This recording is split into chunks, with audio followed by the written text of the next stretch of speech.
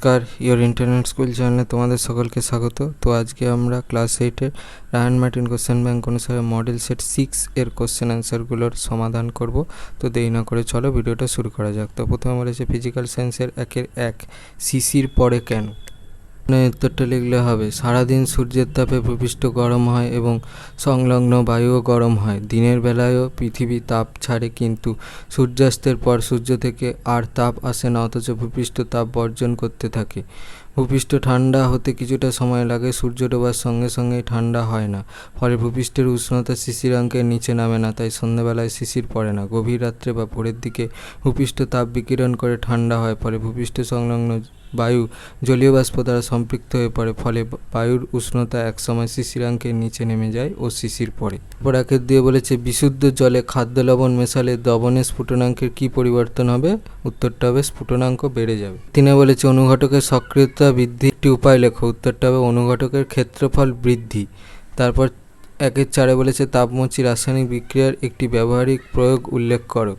তাপমোচী রাসায়নিক বিক্রিয়ার একটা ব্যবহারিক প্রয়োগ হচ্ছে তাপবিদ্যুৎ কেন্দ্রে কয়লা বা গ্যাস পুড়িয়ে যে তাপশক্তি পাওয়া যায় তা দিয়ে জল ফুটিয়ে স্টিম তৈরি করা হয়।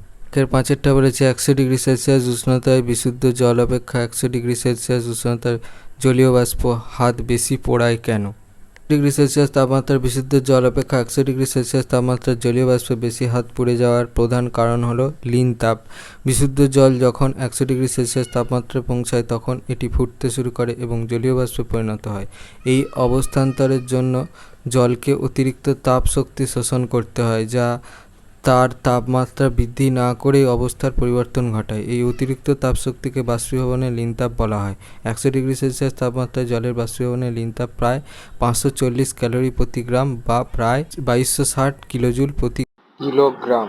এর মানে হলো 100 ডিগ্রি সেলসিয়াস তাপমাত্রায় 1 গ্রাম জলে যে পরিমাণ তাপশক্তি সঞ্চিত থাকে 100 ডিগ্রি সেলসিয়াস তাপমাত্রার 1 গ্রাম জলীয় বাষ্পে তার চেয়ে প্রায় 540 ক্যালোরি বেশি তাপ সঞ্চিত থাকে। যখন 100 ডিগ্রি সেলসিয়াস তাপমাত্রার জল ত্বকের সংস্পর্শে আসে তখন এটি তার অতিরিক্ত তাপশক্তি ত্বকে স্থানান্তরিত করে এবং ত্বক পুড়িয়ে দেয়।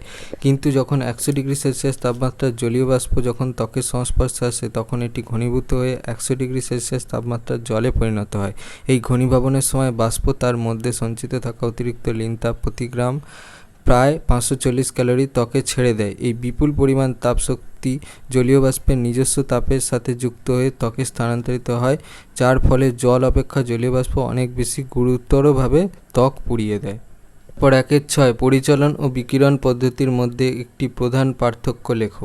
ও বিকিরণ এর মধ্যে একটা প্রধান পার্থক্য হচ্ছে অণুর গতি। পদার্থের অণুগুলি নিজেরা স্থান পরিবর্তন করে তাপের সঞ্চালন ঘটায়, আর বিকিরণে হচ্ছে মাধ্যমের নিরপেক্ষ পদ্ধতি হয়। এই প্রক্রিয়ার সঙ্গে অণুর গতির কোনো সম্পর্ক নেই। 1-7 পদার্থের গলনাঙ্ক কোন কোন বিষয়ের উপর নির্ভর করে। গলনাঙ্ক বা হিমাঙ্কের মান প্রত্যক্ষভাবে দুটি বিষয়ের উপর নির্ভর করে। 1 অপদ্রব্যের উপস্থিতি, 2 বায়ুমণ্ডলীয় চাপ। এরপর 1-8 জল বরফে পরিণত হলে আয়তন বাড়ে, এর একটি অসুবিধা লেখো।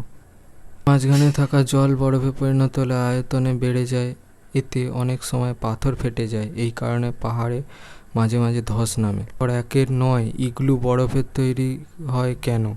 সব মেরু অঞ্চলে বরফ সহজলভ্য, আবার বরফ গুঁড়ো বা তুষার তাপের কুপরিবাহী হয়, বরফের মধ্যে দিয়ে তাপ চলাচল সম্ভব নয়, তাই ইগলুর ভিতরটা গরম থাকে, ফলে ওই শীতল অঞ্চলে অধিবাসীরা প্রচণ্ড ঠান্ডার হাত থেকে রক্ষা পায়। 10 লোহার তৈরি জলের কলে ক্রোমিয়ামের প্রলেপ দিতে হলে ক্যাথোড ও অ্যানোড হিসাবে কি ব্যবহার করবে। লোহার তৈরি জলের কলের ওপর ক্রোমিয়ামের প্রলেপ দিতে ক্যাথোডে হচ্ছে লোহার তৈরি জলের কল আর অ্যানোডে হচ্ছে বিশুদ্ধ ক্রোমিয়াম পাত ব্যবহার করব। 2-1 থার্মোফ্লাক্স যন্ত্রে বিকিরণ পদ্ধতিকে কিভাবে বাধা দেওয়া হয়। দেয়াল দুটি মুখোমুখি অংশ পারদ বা রূপোর প্রলেপ লাগিয়ে চকচকে করা হয়, ফলে বিকিরণ পদ্ধতিতে তাপ সঞ্চালন ঘটার সময় মসৃণ পৃষ্ঠ থেকে বিকীর্ণ তাপ প্রতিফলিত হয়ে যায়, ফলে এই পদ্ধতিতে তাপ সঞ্চালনও ব্যাহত হয়। 2 বজ্রপাতের সময় কি সতর্কতা অবলম্বন করা উচিত। বজ্রপাতজনিত ক্ষয়ক্ষতি থেকে নিজেদের এবং বাড়িঘর দিকে সুরক্ষিত রাখার উদ্দেশ্যে যে গ্রহণযোগ্য সতর্কতা ও সুরক্ষামূলক ব্যবস্থাগুলি নেওয়া দরকার সেগুলি হলো এর বাইরে থাকা অবস্থায় এক, বজ্রপাত সহ বৃষ্টি বা আকাশে বজ্রগর্ভ মেঘের উপস্থিতি থাকাকালীন অবস্থায় কোনো ফাঁকা স্থানে নিরাপদ নয়, সুতরাং খোলা গাড়ি, মোটরবাইক, ট্রাকপাতিবাহী ট্রেলার ইত্যাদি মধ্যে অবস্থান করা এক্ষেত্রে একেবারেই উচিত নয়। 2, একই কারণে খোলা মাঠ, লম্বা গাছের নিচে, উঁচু ছাউনিযুক্ত চারদিক খোলা কোনো নির্মাণ রাস্তা ইত্যাদি স্থানে আশ্রয় নেওয়া বা দাঁড়িয়ে থাকা একই রকম বিপজ্জনক। 3, কোনো কারণে জঙ্গলে গাছপালা ঘেরা স্থানে থাকতে বাধ্য হলে নিচু গাছের আশেপাশে আশ্রয় নিলে তা অধিকতর নিরাপদ হয়, কারণ নিচু গাছগুলি বজ্রাহত হওয়ার সম্ভাবনা অপেক্ষাকৃত কম থাকে। 4, উন্মুক্ত স্থানে ঝড় বৃষ্টির সময় ছাতা খুলে রাখা নিরাপদ নয়, কারণ বজ্রবিদ্যুৎ ছাতার শীর্ষপ্রান্তে আঘাত করে ছাতার ধাতব দণ্ডের মধ্যে দিয়ে আমাদের শরীরে পৌঁছতে পারে এবং ছাতা বহনকারী ব্যক্তি বজ্রাহত হতে পারেন। 5, খোলা জায়গায় থাকা অবস্থায় আকাশে বিদ্যুতের ঝলক দেখলে অথবা বজ্রনাদ শোনামাত্র নিরাপদ স্থান যেমন বাড়ি, দরজা, জানলা বন্ধ থাকা যানবাহন, বাস, ট্যাক্সি ইত্যাদি এর আশ্রয় থেকে সরে যাওয়া আবশ্যক। 6, কোনো কারণে একান্তই তা সম্ভব না হলে শরীরকে যথাসম্ভব গুটিয়ে নিয়ে মাথা 2 হাতের ফাঁকে ঢুকিয়ে সুরক্ষা বৃদ্ধির চেষ্টা করা যেতে পারে। এই ব্যবস্থায় দেহের ন্যূনতম অংশ বজ্রবিদ্যুতের অভিঘাত লাভ করে, যা বিপদের সম্ভাবনা হ্রাস করে। এক্ষেত্রে মাটিতে শুয়ে পড়া বিপজ্জনক, কারণ দেহের উন্মুক্ত অংশের ক্ষেত্রফল বাড়ালে বিদ্যুৎ স্পৃষ্ট হওয়ার সম্ভাবনা বেশি থাকে। ঘরের ভিতরে থাকা অবস্থায় উঁচু বাড়ির ছাদে স্থাপিত টেলিভিশন অ্যান্টেনা বা ডিশ অ্যান্টেনা, বৈদ্যুতিক তার, রেফ্রিজারেটর, ইনভার্টার ইত্যাদিতে বজ্রপাত ঘটার সম্ভাবনা প্রবল হয়। তাই ঝড় বৃষ্টি চলাকালে এই উপকরণগুলির ব্যবহার বন্ধ করাই ভালো। চালু থাকা অবস্থায় এই যন্ত্র বা উপকরণগুলি স্পর্শ করা থেকে দূরে থাকা উচিত। 2, উন্মুক্ত ধাতব পাইপ যেমন জলের পাইপ, বিদ্যুৎবাহী তারের খুঁটি বা কাঠামো ইত্যাদি স্পর্শ করা বিপজ্জনক। বৈদ্যুৎ জ্বালিয়ে রাখা নিরাপদ। মগ বা বালতির সাহায্যে জল ব্যবহার করাতে অসুবিধা না থাকলেও পাইপের মাধ্যমে আসা জল স্পর্শ করা থেকে সাবধানতা নেওয়া প্রয়োজন। 3, মোবাইল ফোনের ব্যবহার তেমন বিপদ সৃষ্টি না করলেও ল্যান্ডফোন একেবারেই নিরাপদ নয়, তাই ঝড় বৃষ্টির সময় নিতান্তই জরুরি হলে দূরাভাসের অন্য প্রান্তে থাকা ব্যক্তি ল্যান্ডফোন ব্যবহার করছেন কি না তা নিশ্চিন্ত করা উচিত, কারণ ব্যবহারকারী সেক্ষেত্রে ল্যান্ডফোনের পরিবাহী উপাদানগুলির মধ্য দিয়ে সঞ্চালিত বজ্রবিদ্যুতের মাধ্যমে বিদ্যুৎস্পৃষ্ট হতে পারেন। 2-3, তড়িৎবিশ্লেষ্য পদার্থ বলতে কি বোঝায়? যৌগ দ্রবীভূত বা গলিত অবস্থায় তড়িৎ পরিবহনে সক্ষম হলে তাকে তড়িৎবিশ্লেষ্য বা ইলেকট্রোলাইট বলা হয়।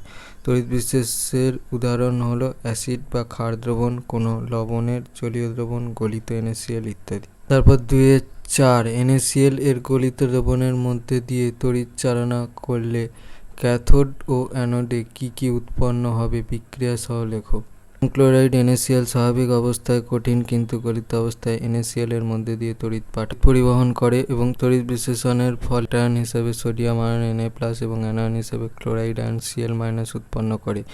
NaCl এর তড়িৎ বিশ্লেষণে উৎপন্ন Na+ ও Cl- আয়নগুলি বিপরীত তড়িৎগ্রস্ত তড়িৎদ্বারের দিকে অগ্রসর হয়, অর্থাৎ ক্যাটায়নগুলি Na+ ক্যাথোডের দিকে যায় এবং আয়নগুলি Cl- অ্যানোডের দিকে যায়। উভয় তড়িৎদ্বারে নিম্নলিখিত বিক্রিয়াগুলি সম্পন্ন হয়। বিক্রিয়া NaCl = Na+ + Cl- H2O, উভমুখী বিক্রিয়া H+ ও H-। Cathode Na+ plus electron minus Na ধাতু, anode Cl- plus electron minus Cl chlorine পরমাণু, Cl + Cl, সেখান থেকে হচ্ছে Cl2 গ্যাস। ছবিটা দেখে নাও, ছবিটা কিন্তু পেন্সিলে আঁকবে। এটা হচ্ছে গলিত NaCl এর তড়িৎ বিশ্লেষণের ছবি। তাহলে ক্যাথোডে গিয়ে Na+ আয়ন একটি করে ইলেকট্রন গ্রহণ করে ধাতব Na-তে পরিণত হয়, আর অ্যানোডে গিয়ে প্রতিটি Cl- আয়ন একটি করে ইলেকট্রন বর্জন করে প্রথমে Cl পরমাণুতে পরিণত হয়। এরপর দুটি ক্লোরিন পরমাণু পরস্পর যুক্ত হয়ে ক্লোরিন অণু Cl2 গঠন করে। 5, কোনো তরলের স্ফুটনাঙ্ক উল্লেখ করার সময় চাপ উল্লেখ করা উচিত কেন? বাড়লে বা কমলে বিশুদ্ধ কঠিন পদার্থের গলনাঙ্কে পরিবর্তিত হয়। 76 সেমি পারস্তম্ভের চাপে কোনো পদার্থের গলনাঙ্ক নির্ধারণ করলে তা স্বাভাবিক গলনাঙ্কের সমান হবে, কিন্তু চাপ ওই নির্দিষ্ট মানের বেশি বা কম হলে গলনাঙ্ক আর স্বাভাবিক গলনাঙ্কের সমান হয় না। এই জন্য গলনাঙ্ক নির্ধারণ করার সময় চাপ উল্লেখ করার প্রয়োজন। 2/6 একটি বস্তুর ভর 100 গ্রাম, আপেক্ষিক তাপ 0.09 calorie per gram into degree Celsius. বস্তুটির উষ্ণতা 50 ডিগ্রি থেকে বৃদ্ধি করে 90 ডিগ্রি করতে হলে কতটা তাপ গ্রহণ করতে হবে? তাপমাত্রা বৃদ্ধি করতে প্রয়োজনীয় তাপের পরিমাণ নিম্নলিখিত সূত্রে ব্যবহার করে নির্ণয় করা হয়। Q = m × c × ΔT। এখানে Q = প্রয়োজনীয় তাপ, বস্তুর ভর যা হচ্ছে 100 গ্রাম, c = বস্তুর আপেক্ষিক তাপ যা এখানে দেওয়া আছে 0.09 ক্যালোরি পার গ্রাম ডিগ্রি সেলসিয়াস।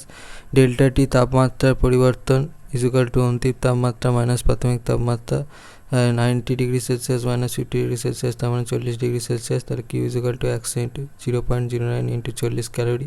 তো সেখান থেকে লিখতে পারি 100 × 9/100 × 40 ক্যালোরি। তাহলে সেখান থেকে লিখতে পারছি 360 ক্যালোরি। তাহলে সুতরাং বস্তুটির তাপমাত্রা 50 ডিগ্রি সেলসিয়াস থেকে বৃদ্ধি করে 90 ডিগ্রি সেলসিয়াস করতে হলে 360 ক্যালোরি তাপ গ্রহণ করতে হবে। এটা হয়ে গেল আমার অ্যান্সার। 2-7 রাসায়নিক বিক্রিয়ার প্রভাবক কারা? ঘটককে প্রভাবক বলে, তাই অনুঘটক কাকে বলে এইটা লিখলেই হবে। অনুঘটক যেসব রাসায়নিক পদার্থ কোনো রাসায়নিক বিক্রিয়ার স্বল্প পরিমাণে উপস্থিত থেকে বিক্রিয়ার বেগকে ত্বরান্বিত করে কিন্তু বিক্রিয়া শেষে নিজে ভর ও ধর্মে অপরিবর্তিত থাকে, সেই সব পদার্থকে অনুঘটক বলে। যেমন প্রস্তুতিতে ম্যাঙ্গানিজ ডাইঅক্সাইড H2SO4, প্রস্তুতি ভ্যানাডিয়াম পেন্টক্সাইড। 2-8 হাইড্রোজেন সংযোগে জারণও ঘটে, উদাহরণসহ ব্যাখ্যা করো। এর সঙ্গে হাইড্রোজেনের বিক্রিয়ায় সোডিয়াম হাইড্রাইড গঠিত হয়।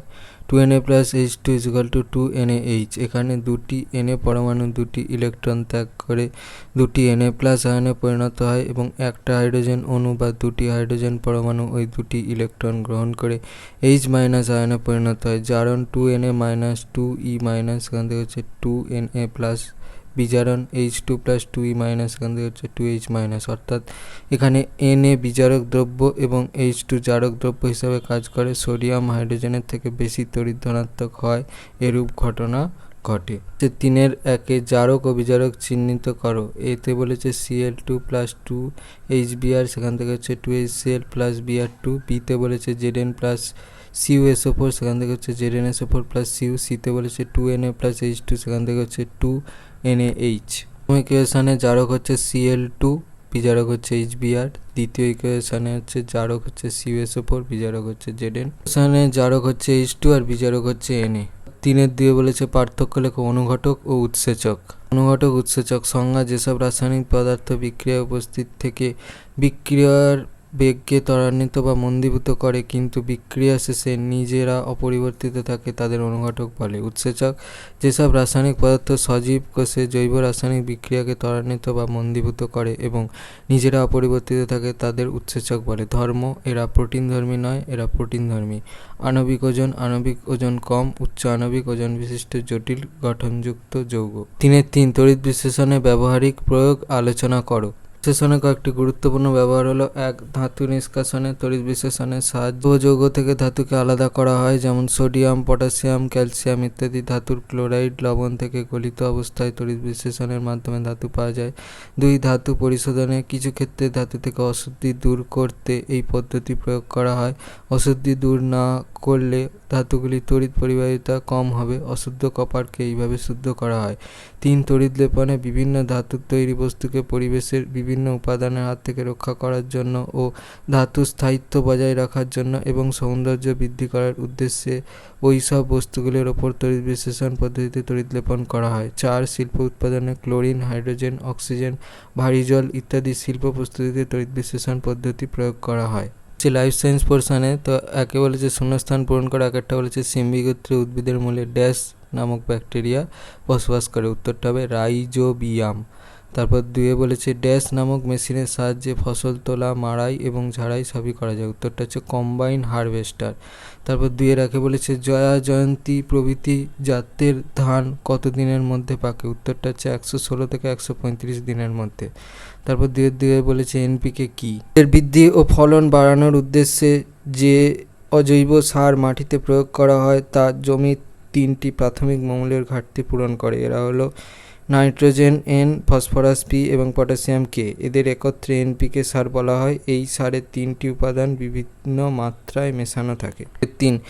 জলসেচ করার একটি চিরাচরিত পদ্ধতির নাম লেখো। উত্তরটা হচ্ছে চেন পাম্প পদ্ধতি। তারপরে হচ্ছে 2-4 এপিয়ারি কি? মৌমাছি পালন করার জন্য প্রাকৃতিক বা কৃত্রিমভাবে তৈরি যে জায়গায় মৌমাছিদের থাকার ব্যবস্থা করা হয় তাকে এপিয়ারি বা মধুমক্ষিশালা বলে। 2-5 গোল্ডেন রাইস কি? জৈব প্রযুক্তিবিদ্যার সাহায্যে অত্যধিক পুষ্টিগুণ সম্পন্ন যে সোনালী রঙের ধান তৈরি করা হয়েছে তাকে গোল্ডেন রাইস বলা হয়। এই দানাশস্য প্রচুর বিটা ক্যারোটিন ও ভিটামিন A সমৃদ্ধ হয়। খারিফ ফসলের চাষ শুরু হয় কোন সময়কালে আর কোন সময়কালে রবি ফসল তোলা হয়? ফসলের চাষ শুরু হচ্ছে সাধারণত বর্ষার শুরুতে জুন-জুলাই মাসে, আর রবি ফসল হচ্ছে মার্চ-এপ্রিল মাসে তোলা হয়। দিয়ে বলেছে পার্থক্য লেখো মেজর কার্প ও মাইনর কার্প। মেজর বা মুখ্য কার্প, মাইনর বা গৌণ কার্প। এক আকার, এরা আকারে বড়, এরা আকারে ছোট। ওজন, এদের ওজন অনেক বেশি, প্রায় 4 থেকে 5 কেজি পর্যন্ত হয়। এদের ওজন কম থাকে, প্রায় 500 গ্রামের মতো হয়। বৃদ্ধির হার দ্রুত, বছরে 900 গ্রাম থেকে 1 কেজি পর্যন্ত হয়। বৃদ্ধির হার কম। 3-2 একটি ভারী জাতের এবং একটি মাংস উৎপাদনকারী জাতের মুরগির নাম লেখো। একটা ভারী জাতের মুরগির নাম হচ্ছে ব্রাহ্মা। মাংস উৎপাদনকারী জাতের মুরগির নাম হচ্ছে ব্রয়লার। তারপর 3-4 মুরগি চাষে ব্যবহৃত লিটার কি? ডিপ লিটার পদ্ধতিতে মুরগি পালনের ক্ষেত্রে লিটার বা বেড হলো এক প্রকার বিশেষ ধরনের সজ্জা। বিচালি অর্থাৎ ছোট করে কাটা খড়, কাঠের গুঁড়ো, শুকনো পাতা, তুলো বীজ, ধান ও যবের তুষ, ফলের খোসা ইত্যাদি দিয়ে ঘরের মেঝেতে যে মুরগির সজ্জা তৈরি করা হয় তাকে লিটার বলে। চুন ছড়িয়ে লিটারকে জীবাণুমুক্ত করে নেওয়া হয়। তারপরে 4 বলেছে 1 মৌমাছি পালনের আধুনিক পদ্ধতিটি সংক্ষেপে ব্যাখ্যা করো। পদ্ধতিতে মৌমাছি প্রতিপালন। 1 ভারতে 2 রকম স্থানান্তরযোগ্য ফ্রেম চাক ব্যবহার করা হয়। স্ট্রথ মডেলের চাক ও বি নিউটন মডেলের চাক। 2 প্রাকৃতিক মৌচাক তৈরির কৌশল মেনেই কাঠের তৈরি কৃত্রিম চাক তৈরি করা হয়, অর্থাৎ মৌচাকের নিচের দিকে রাখা হয় মৌমাছিদের সন্তান পালনের ঘর এবং ওপরের দিকে রাখা হয় মধু প্রকোষ্ঠ বা ব্রুড চেম্বার। 3 একটি রানী মৌমাছি ও কতকগুলি পুরুষ ও শ্রমিক মৌমাছিদের ধরে এনে কৃত্রিম মৌচাকে ছেড়ে দেওয়া হয়। কয়েকদিনের মধ্যেই আরও অনেক মৌমাছি মৌচাকে এসে জড়ো হয়। 4 কিছুদিনের মধ্যে রানী মৌমাছির ডিম থেকে প্রচুর পুরুষ ও শ্রমিক মৌমাছি সৃষ্টি হয়। একটি মৌচাকে কেবলমাত্র একটি রানী মৌমাছি থাকে। জাম, পেয়ারা, ধনে, মৌরি, সর্ষে, লেবু, গাজর, লাউ, কুমড়ো, পেঁয়াজ, মটর প্রভৃতি ফুলের মকরন্দ সংগ্রহ করে এনে শ্রমিক মৌমাছিরা মৌচাকে মধু তৈরি করে। তাই মৌমাছি প্রতিপালনের জন্য মধুমক্ষিশালার আশেপাশে এই গাছগুলি থাকা প্রয়োজন। 6 মৌচাক থেকে মধু সংগ্রহ করার জন্য ফ্লেচার ও হেরড হেমসল যন্ত্রে ফ্রেমসহ চাকটি সেন্ট্রিফিউজ করে মধু নিষ্কাশন করা হয় এবং এরপর পুনরায় খালি চাকসহ ফ্রেমগুলি বাক্সের মধ্যে রেখে দেওয়া হয়। তারপর 7 মধু সংগ্রহ ছাড়াও এই পদ্ধতিতে মৌচাকের ময়লা ও মৌমাছির লার্ভার দেহাংশ অপসারণ করা হয়। 2 চায়ের গুণাগুণগুলি লেখো। চায়ের গুণাগুণ। 1 চায়ে ক্যাফিন ও থেইন নামক উপকার আছে বলে চা উদ্দীপক পানীয় হিসেবে গৃহীত হয়। 2 চায়ে প্যান্টোথেনিক অ্যাসিড, ক্যাফিন ও থিওফাইলিন স্নায়ুকে উদ্দীপিত করে এবং হৃৎপিণ্ডের কার্যকারিতাকে সঠিকভাবে বজায় রাখে। 3 চায়ে পলিফেনল রক্তে কোলেস্টেরলের মাত্রা নিয়ন্ত্রণ করে এবং উচ্চ রক্তচাপ, হেপাটাইটিস প্রভৃতি রোগ সারাতে কার্যকরী ভূমিকা নেয়। 4 চায়ে উপস্থিত ফ্লুরাইড দাঁতের গঠনে উল্লেখযোগ্য ভূমিকা নেয় ও ক্ষয় রোধ করে। 5 চা থেকে প্রাপ্ত ফ্ল্যাভোনয়েড, উদ্বায়ী তেল, ট্যানিন ও ভিটামিন বি কমপ্লেক্স স্বাস্থ্যের পক্ষে খুবই উপযোগী। 6 সবুজ চা গ্রিন টি এ উপস্থিত ভিটামিন দেহাভ্যন্তরস্থ রক্তক্ষরণ, রিউম্যাটিক প্রদাহ এবং হার্ট অ্যাটাক প্রতিরোধ করে। 7 কালো চা এ ব্ল্যাক টি অধিক পরিমাণে ভিটামিন বি কমপ্লেক্স ও ফোলিক অ্যাসিড থাকে, যা প্রদাহ প্রতিরোধী ও ক্যান্সার প্রতিরোধী হিসাবে কাজ করে। যদি এই ভিডিওটা ভালো লেগে থাকে তাহলে ভিডিওটাকে অবশ্যই লাইক করে দিও এবং আমাদের চ্যানেলটাকে অবশ্যই সাবস্ক্রাইব করে দিও। এই ধরনের ভিডিও নোটিফিকেশান জলদি পেতে হলে আমাদের চ্যানেলটাকে সাবস্ক্রাইব করার পাশাপাশি পাশে থাকা বেল আইকনে গিয়ে অবশ্যই ক্লিক করে দিও, যাতে করে ভিডিও আপলোড হওয়ার সাথে সাথে তোমরা তার নোটিফিকেশান পেয়ে যাও। আর দেখবে ভিডিও ডিসক্রিপশানে আমাদের টেলিগ্রাম এবং হোয়াটসঅ্যাপ গ্রুপের লিঙ্ক দেওয়া আছে, সেখানে তোমরা জলদি জয়েন হয়ে যাও। এই সমস্ত কোশ্চেন অ্যান্সার সলিউশনের পিডিএফ এবং অন্যান্য সাজেশনের পিডিএফগুলো কালেকশন করার জন্য। তো আজকের মতো ভিডিওটা এই পর্যন্তই, দেখা হচ্ছে পরবর্তী ভিডিওতে।